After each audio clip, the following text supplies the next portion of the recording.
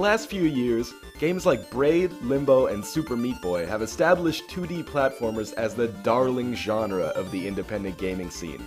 However, where these games turned typical genre conventions on their head with complex puzzles, novel new art styles, or masochistic levels of difficulty, Terry Kavanagh's VVVVVV achieves nearly the same heights as these aforementioned gems, not by tweaking the formula of the genre, but by distilling it down to its fundamentals, namely tight controls, a rewarding difficulty curve, and immaculate level design, and it executes these nearly flawlessly.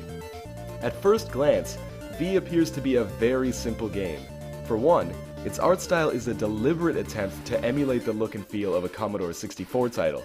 On top of that, the controls basically boil down to using the arrow keys to move left and right, and the spacebar to perform Captain Viridian's so-called jump, which is not a jump in the traditional sense, but more of a flip that allows him to move from floor to ceiling to navigate difficult obstacles. However, appearances can be deceiving, and V's neo-retro visuals and minimalist control scheme misrepresent what is a surprisingly sprawling, non-linear game that aspires to be more than a glorified Flash game, and one that succeeds expertly at these ambitions. What V lacks in complexity, it makes up for in ingenuity.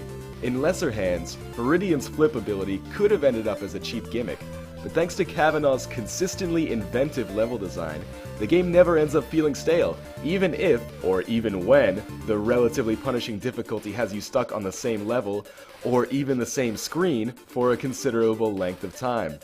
In one level, you'll find yourself bouncing between so-called inversion planes, which, when crossed, cause Captain Viridian to switch directions mid-air. In the next, you'll find yourself navigating conveyor belts or warp zones. These are more than just superfluous obstacles or enemy palette swaps. These elements are unique to each level and present novel challenges that make each world feel distinct and memorable. With such a simple concept, poor level design would have turned the game into a repetitive bore. But each screen in V offers something new, exciting, and challenging. And yes, make no mistake, this game is difficult. Some of the levels are much harder than others, but overall the challenge level is quite high.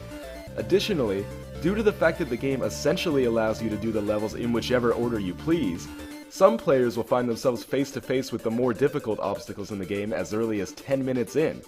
However, although the game is difficult, it is never unfair, and that's a very important distinction to make. Because the controls are so tight, the deaths always feel like they are your own fault rather than the game's. And no screens you encounter will be so ludicrously challenging compared to the ones before it as to make progress seem utterly impossible. The game also has a forgiving checkpoint system, which saves your progress after almost every screen. So when you die, and you will die many, many times, you rarely have to waste your time replaying huge sections of levels that you've already conquered. The major complaint that detractors of the game will lodge against V is its relatively short length and limited incentive to play it over again.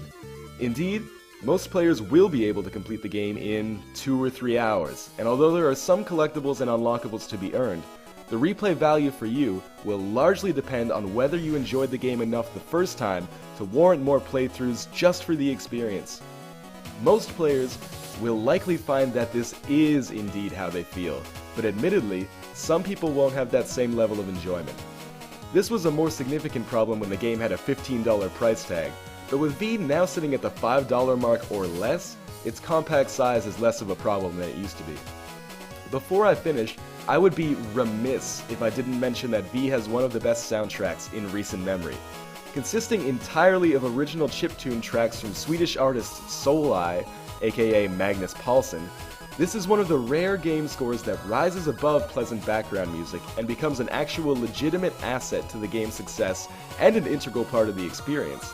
It's available as a standalone product, but when taken in context, it's yet another reason why V is such an attractive purchase. Overall, V feels less like a reinvention of the wheel and more of a fine-tuning of what everybody already loves about good platformers. Although it has a couple of flaws, not the least of which is a title that is utterly unpronounceable, it's not hard to see that this is an inspired entry to the genre.